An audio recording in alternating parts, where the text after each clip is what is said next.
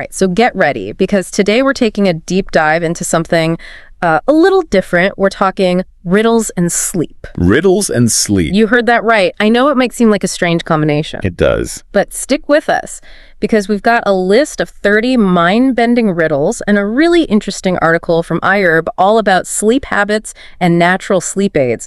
And trust me, there are some really fascinating connections waiting to be discovered here. Okay, I'm intrigued. We're not just going to be solving these riddles, though. No. We're going to try to use them to unlock some new ways of thinking about sleep, health, and maybe even those late-night thoughts that keep us up. It's like thinking outside the box, right? Yeah. Using riddles to kind of decode a deeper understanding of ourselves and our sleep. Exactly. Okay, so are you ready to jump into the riddle-verse? Let's do it. Hit me with your best riddle. All right, first up. What has many keys but can't open a single lock? I'll give you a second to think about it. Okay. What has many keys but can't open a single lock? I think I've got it. Is it a piano? You got it? It's so simple but clever. I love it. And you know what? It really makes me think about how we sometimes approach sleep. We're always searching for that one magic solution. Yeah. That one key to unlock perfect sleep. But it's probably more like a piano, with multiple keys all working together to create something more complex. That's such a good analogy. Yeah. There's not one magic solution for good sleep. Sleep is complex. Okay, you ready for another riddle? Bring it on. All right. Where does today come before yesterday? And I'll give you a hint. Think about words, not time. Ooh, okay. Where does today come before yesterday? Think about words, not time. Okay, it's in the dictionary. He's a dictionary. You're on a roll. 2 for 2. It's all about challenging those assumptions and looking at things from a different angle. Right. And that's what we'll be doing today as we dive into this iHerb article. Okay, ready for a visual one? Okay. What has a head and a tail, but no body? Okay, that's a good one. What has a head and a tail, but no body? Wait, is it a coin? A coin. It's so easy to picture some kind of strange creature. Yeah, totally. It's the riddles tricking me. And that's what I love about riddles. They make us think about those details we don't usually pay attention to. Yeah. And that's actually a really useful skill to have when it comes to understanding our own sleep patterns. Oh, how so? Well, those little things we do throughout the day, drinking coffee in the afternoon, looking at screens late at night. Right. They may seem small, but they can actually have a huge impact on our sleep. And that's something the iHerb article really gets into. Yeah, those subtle things we might not even realize are messing with our sleep. Exactly. Okay, last riddle. Before we switch gears to the sleep article, this one is a classic brain teaser. What 5-letter word becomes shorter when you add 2 letters to it? Take your time. Okay. What 5-letter word becomes shorter when you add 2 letters to it? So we're playing with the words themselves. It must be short, because adding makes it shorter. You're amazing. You got it again. 3 for 3. And that riddle actually reminds me of something I read in the iHerb article about those common sleep myths. Like, we often think we're making our sleep shorter by trying to go to bed later. Right. Like, if we stay up working, thinking we'll be more tired and fall asleep faster. But it often backfires, making our sleep problems even worse. Like, we're trying to make short into shorter, but instead it just makes things more complicated. Yeah. We try to oversimplify, but sleep's a complex system. It doesn't always work the way we think it will.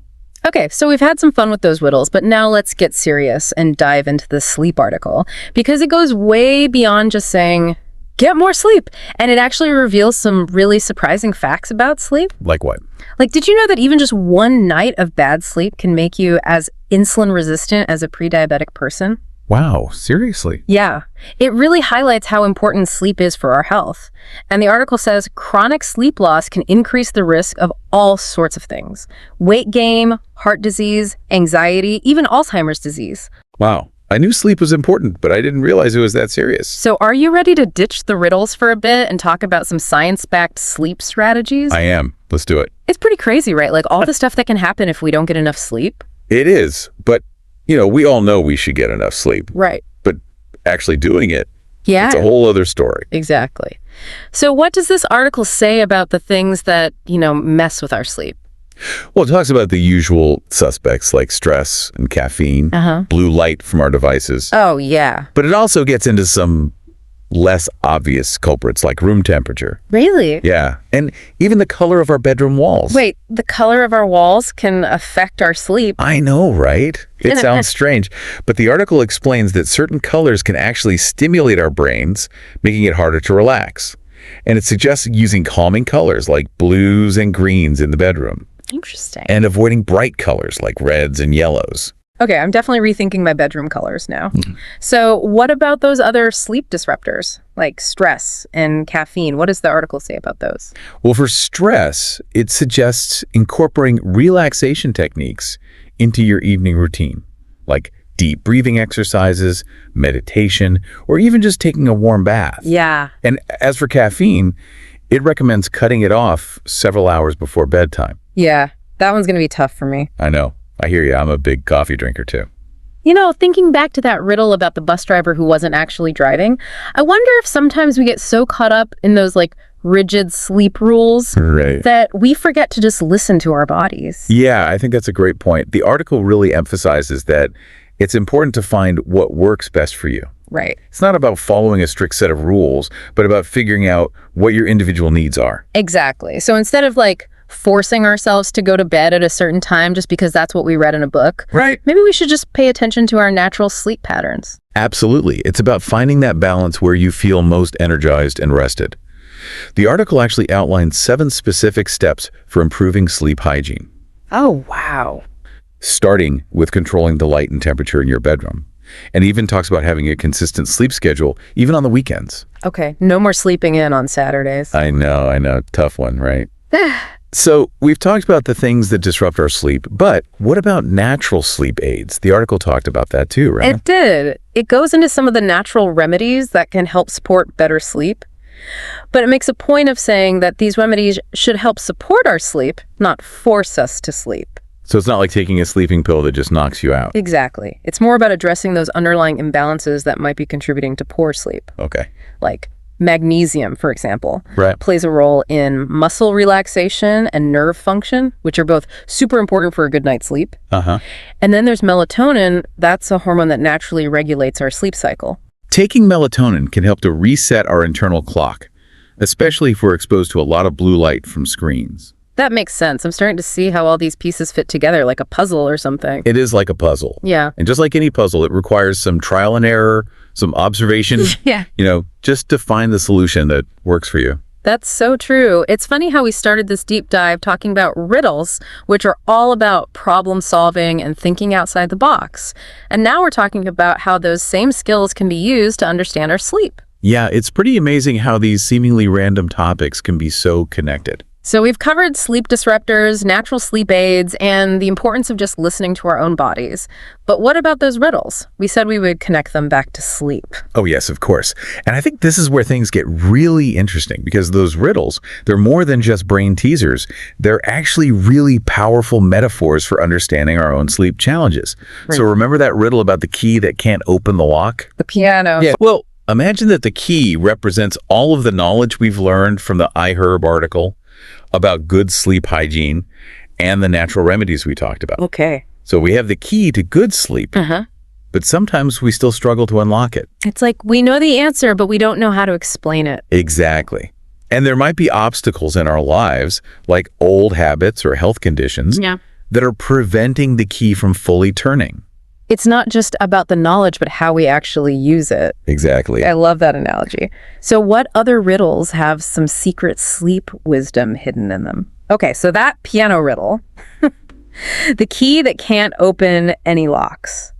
You're saying it's like a metaphor for how we struggle with sleep sometimes. Right. Even when we know what to do. What other riddles did you want to connect back to sleep? Well, I keep thinking about the one with the man looking at the painting. You know, the one where he says, brothers and sisters, I have none, but that man's father is my father's son. Yeah. The answer is his son, but it really makes you think. It does. You think he's talking about siblings? But the answer is right there. You just got to look at it from a different angle. And I think that's a lot like our anxieties and worries about sleep. Like, they can actually change how we see sleep. They make it seem worse. Way more daunting and complicated than it really is. We get so focused on the problem that we can't even see the solutions anymore. Like we're staring at a painting of our sleep problems and our thoughts are making it look all distorted and scary. Exactly. And just like the riddle, the key is to take a step back, Okay. challenge those thoughts, and try to see things from a new perspective. Maybe like see those sleepless nights as a chance to rest. Exactly. Even if we're not actually sleeping.